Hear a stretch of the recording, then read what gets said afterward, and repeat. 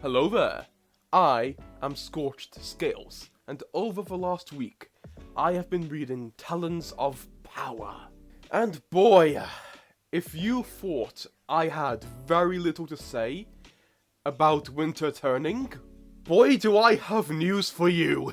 Because this is the current tier list of where I would rank all the Wings of Fire books. And I'll fully admit, it's been pretty hard for me to record this video, because, I was uncertain of where I was gonna put it, and I'm still uncertain of its spot, because right now, as of me recording this video, I would rank Talons of Power around here.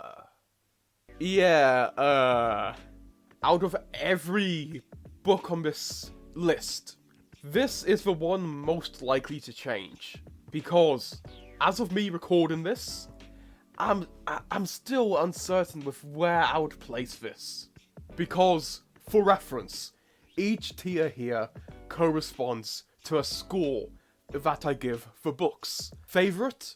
That is where my favorite book goes, but excellent is like a 9 out of 10. Great is a 8 out of 10, good is a 7 out of 10, and meh is like a 6 out of 10. I don't know whether to put this at the top of meh or at the bottom of meh, or between Winter Turning and The Lost Heir, because there's quite a few things that I like about this book. There is also quite a few things that I don't like about this book. But I don't really have that much to say about most of the book here. And I find it kind of funny that, like, last week I was like, oh wow, this is great. This is quite possibly the best written Wings of Fire book so far.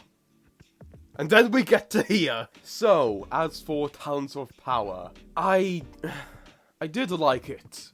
But, this one was really I wouldn't say a mixed bag, but rather just kind of confusing. Like, I didn't find anything confusing. Like, I perfectly understood what was going on. It's just that I'm confused about how I feel about this one. I think it would be easier if I talked about the positives first, because most of the time I do talk about the negatives first, because I prefer to be more positive towards stuff I'm talking about. But I'll talk about positives first here, so I can have even more time to think about the negatives and what I have to say about them. I really have two particular scenes that I really want to abstract and say, wow, I really liked these scenes. The first scene I want to talk about is when Turtle goes to the Seawing Palace looking for Anemone, and he encounters his mother, who has paid next to no attention to him across his entire life.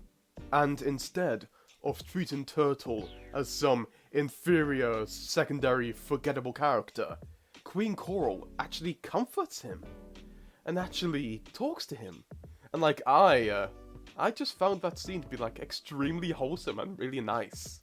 Like, to be honest, that might be my favorite scene in the entire book. I'm pretty sure that's both a commentary on how much I liked that scene, and also just due to how meh the rest of the book is.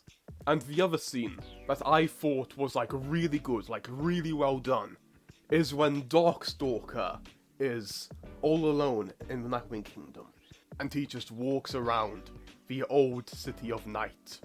I was like Turtle there, like damn, I'm really feeling sympathy for this character. With him talking out loud, trying to talk to clear sight, and just reflecting on what happened, and how the book describes it as, to him, it felt like 2,000 years ago was yesterday. Like, damn. To the rest of the world, Darkstalker's time was like a millennia ago. But for Darkstalker, that was yesterday. The world he knew and loved is gone. It's no more. All the characters that he loved and cared about, they're all gone. They're all dead. Everything he loved has been destroyed. Either it be due to violence, or just due to time. Like, damn. That was a good scene. That was a really good scene. That scene probably would have been enhanced even more if I had read Darkstalker before this. But I didn't.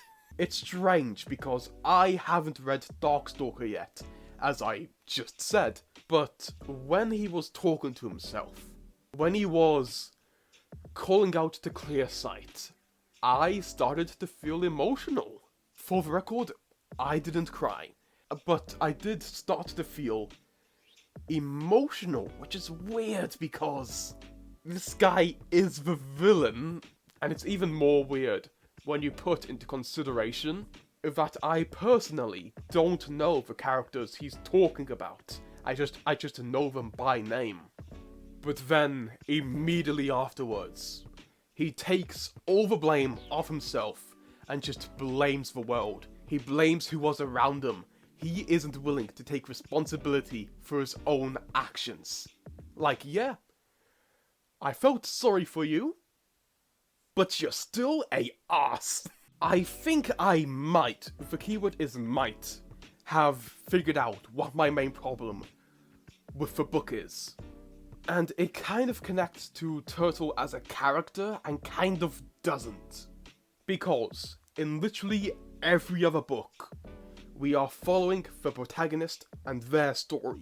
The story always connects directly to the character themselves or their past. But, Talons of Power? This is not that. Because, despite us following Turtle, this isn't really Turtle's story?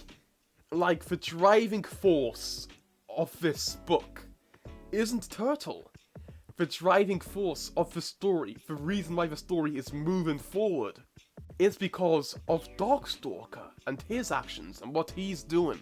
And due to Turtle being invisible to Darkstalker, he doesn't influence where he's going in the story. Even when it comes to actually following Darkstalker, he always has to be poked and prodded to go along and follow him. First it's Qibli, and then it's Kinkajou, which is 100% in character with Turtle, because, as described in the previous book, he really just wants to go under a mountain and hide. But here, he doesn't really gain any control over the story himself until Anemone becomes a potential threat. Like, yeah, that's probably the whole point. But to me, this doesn't really feel like a book about Turtle. To me, this really feels like a book about Darkstalker featuring Turtle. Like, I understand why the book is like this. Because Turtle is a shy, reserved character who prefers to turn away from action. And with Darkstalker, due to him being the villain, by the end of the book, you want him to be in a situation where he has power. You want him to have control. You want him to be a threat. Hence why Turtle is going around following Darkstalker as he slowly builds up his power. But for most of the book, it feels like we are following Darkstalker, but we're just seeing through the eyes of Turtle. This book actually has something in common with Winter Turning, because theoretically, I should love this book once again, just like with Winter Turning.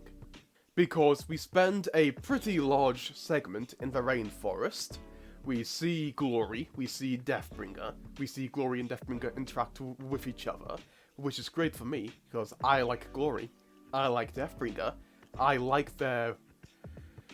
How would I describe their relationship with each other? I like their dynamic. Theoretically, in both of these books, I should really like both of them, because they feature two of my favourite characters. but yet both of them are my least favourite books of the arc so far. But so far, I prefer the books that don't feature them. I don't know, it's a weird coincidence that they have with each other. I do have one specific critique with this book. It is kind of small, but it's with Flame. Because after they heal Stone Mover and Anemone goes and finds the killer, she brings back Flame because Flame tried to kill Stone Mover. But then it's revealed that Flame took the Dream Visitor from the Nightwing Island from Starflight. He had a Dream Visitor this whole time and has apparently been using it? Like, what? And then Darkstalker takes a Dream Visitor and turns it into some contraption to cage Flame? And then he's not mentioned ever again? Like, what? In the grand scheme of everything, that isn't really that important. That just comes out of nowhere, and it's never elaborated upon. It's just like, walks in, he has a Dream Visitor, cage him, leaves. Okay, so now, moving on to the characters. Because, I said I barely had anything to say. And I've been recording for 45 minutes. How? Okay, so of course, since this is supposedly Turtle's book, I should really talk about Turtle first. I do like Turtle as a character. I like how he thinks, the way he interprets the events around him, and how he views himself. He imagines it being based within the construction of a story.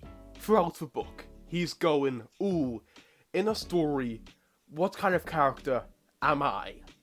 Because he goes, ooh, I can't be the hero, ooh, I can't be the main character, which is kind of true, but his view of the world and his mindset is very much built around storytelling and the characters within Talon stories, which is oddly kind of relatable to me because I do that occasionally. Hell, there were a few times in this book where I was like, ooh, that's vaguely similar to me, which is odd because in the previous book, I related to certain parts of Peril, and now here, I notice overlaps I have with Turtle as well. Like, yeah, you know, the two characters, which are polar opposites of each other. What I'm taking away from this is that in a life or death situation, either A, I am going to run away and hide, or B, I'm gonna run up and just punch it! Like, yeah, once again, I like Turtle, I like him as a character. It's just that I don't really have that much to say about him, because I've already vented about how weird I find this book. And Turtle as a character and the structure of the story very much connect with each other, and how I am feeling about this book. And then we have Kinkajou. Yes, I'm happy Kinkajou came back. I like Kinkajou. She very much becomes one of the main driving forces of the story to push Turtle forward. To make Turtle go on this journey. But I don't really know what to make of the whole love spell thing that Anemone casts. Like, She casted a spell on Kinkajou to make her like Turtle as much as Turtle likes her. But when she wakes up, she doesn't act any different? Maybe that's the whole point.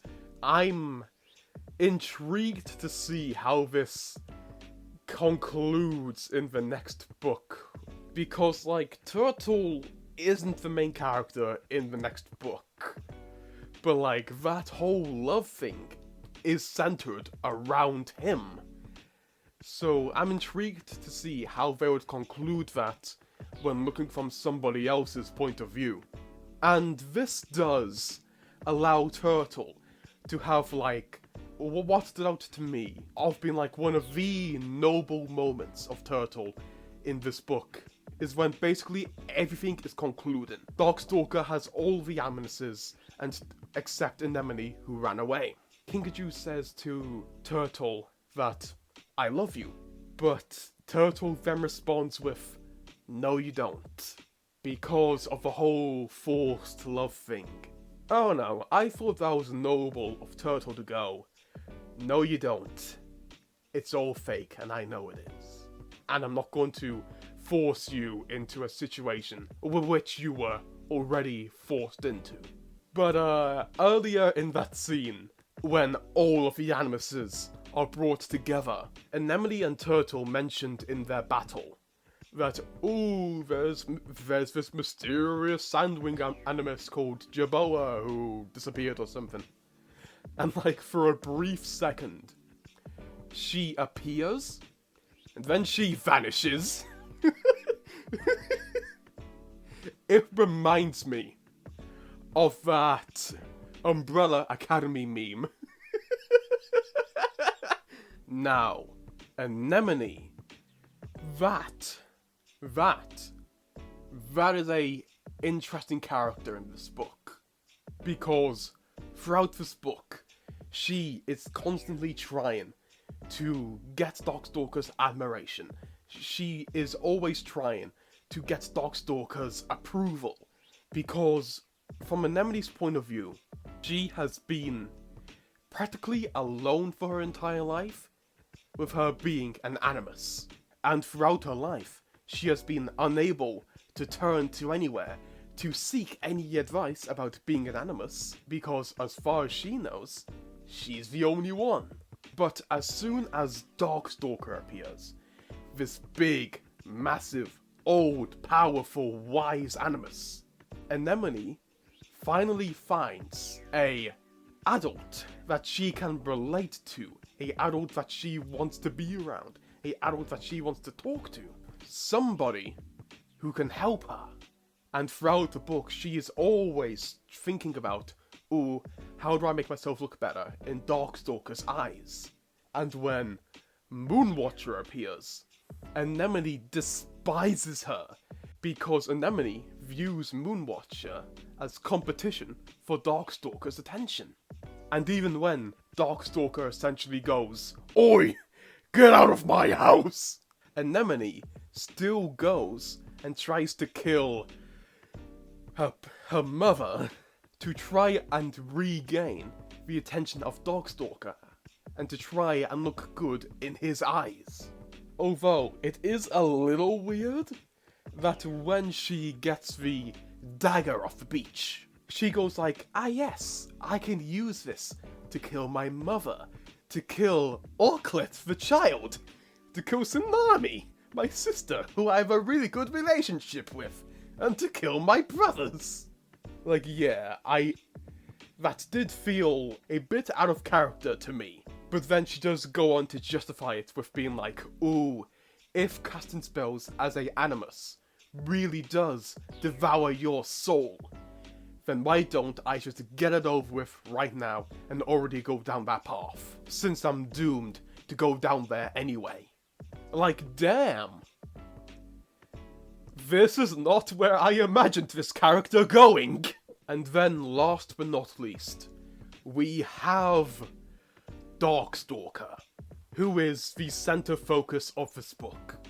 It's odd because right now, just restricted to the pages of this book, he hasn't really done anything that villainous. I mean, like, for example, he hasn't killed anybody. Well, supposedly. He hasn't lifted up anybody by the neck and gone like, "Oh, I'm king now, ooh, rah." No. Instead, when he tries to gain the loyalty of the Nightwings, Instead, what he decides to do is manipulation. He's manipulative, he's sneaky. He's not a big, roaring villain. He's small, he's subtle. He's like an infection. He starts off small, but then slowly over time, he grows bigger and bigger as his power and his loyalty and how he's manipulating dragons continues to expand. But despite him being a manipulative git on the page, he doesn't outwardly do anything that evil. But where the true villainy lies is beyond the page. It's what we don't see. Like, we don't see him create the jewelry on his ear that manipulates everybody into liking him. We don't see him enchant the spell that kills the queen of the Icewings. Like, yeah, I knew that before starting the book. I had that spoiled for me. My only hope is that in Darkness of Dragons, he actually acts with his powers, because the main purpose of this book, structurally, was to show how Darkstalker is slowly building power and how he became king of the Nightwings. And what I hope happens in Darkness of Dragons is that I hope we see the payoff to that. I hope we see him be truly villainous, since he's already manipulated everybody that he needs, and see him really wreak some havoc. But yeah, again, is that really in Darkstalker's character? Because despite what he does seem like that he has the Nightwing's best intentions in hand. I don't know. I'm going to have to wait and see. And also something that I just want to add here. I was jump scared by the beginning of this book. Hell, it wasn't even the beginning of this book. It was the bloody in memoriam. Wait. Memoriam? Did I seriously just say memoriam? Yes, every single person credited at the beginning of the book has died. You know what I mean. The opening page which credits somebody and says, "Ooh, this book is for them." And I was jump scared by the page for Talons of Power because I opened the book and I saw my own name. So yes, those were my very scattershot thoughts on Talons of Power. I think this book is the definition of meh. And even after sitting here and talking about it for over an hour, I still don't think I'm able to pinpoint and identify why I don't really feel anything about this book. Because for literally every other book, I had something to say. For literally every other book in this series, before recording, I had something in my mind to go like, ooh, I can say this, ooh, I can talk about that, ooh, I like that. But before sitting down and recording this one, I didn't really have that. Like, I won't lie, I put off recording this video for like 3 days because I didn't really know what to say. But luckily I did find stuff to say as I talked and remembered what I experienced while reading the book. But like, I don't know, it's weird, man. I literally praised the last book for being the best written, and now I'm here going, I don't know what to say. I don't know, I think for the moment, this might be my least favourite book of the arc. And maybe my least favourite Wings of Fire book overall. I don't know, Arc 2's been weird so far. Because, like, 2 of the books are literally my top. 2 of the books in this arc are, like, the best that Wings of Fire has to offer. But then the other two are like, they aren't really up to the standards of the others. Because for both of these books, I do think the characters are great. I just think the overall story around them isn't as strong as I would like it to be. But hey, the next book that I'm going to read probably would have affected my thoughts on this one a lot. And that's because the next book I'm going to read is Darkstalker. In fact, I'm going to start reading it the night that I'm recording this audio. Now, apparently, Darkstalker is the fan favourite. According to everybody, this is unanimously the best Wings of Fire book. Which means either A, I'm gonna like it, B, I'm going to be disappointed, or C, at the end of it, I am going to be crying. And as for the art I was drawing in this video, I do like this. I just don't think it's as good as my Tsunami drawing. Because for the record, this is how I picture Seawings. This is how I imagine them in my head.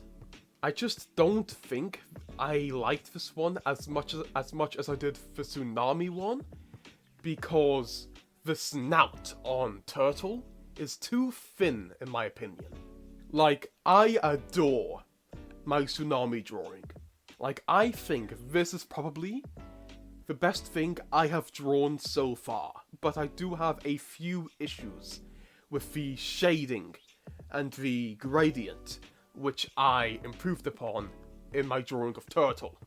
And I'll add here that I did post my Tsunami drawing on my community posts, and I saw somebody mention that, ooh, this is like seabirds that we have today. I won't lie, I wasn't inspired by them at all, because when it comes to drawing dragons, so many people reference modern day animals, which is 100% understandable. They are alive, living animals right now, which are great to reference. But when it comes to dragons, big, scaly animals, I personally prefer to reference their real-life counterparts. Dinosaurs! Because my two main interests in life is filmmaking / films and storytelling, and dinosaurs. And the Seawing snout is inspired by that of the Spinosaurus. But as for another reason why I don't think Turtle's drawing is as good as Tsunami's, is because in the book, Turtle is described as being a bit more on the round side. He's a soft boy. So, I tried to make everything on him a circle. Like for his neck, instead of having that line that goes straight up the neck, instead, I tried to round that out a bit and try and make him look a bit more on the bigger side. I do like how this came out. I just don't think it's as good as my Tsunami drawing. And, I've got to find somewhere to post these. Because, like, I can't keep on coming up with excuses to make community posts to post the art. I gotta open a DeviantArt or something. So yeah, now that's really all I have to say. And thank God for that, because the raw audio for this is 1 hour and 24 minutes. This audio is theatrical length, so I should really end this now, because my throat is killing me. So yes, thank you all so much for watching, and I hope to see you another day.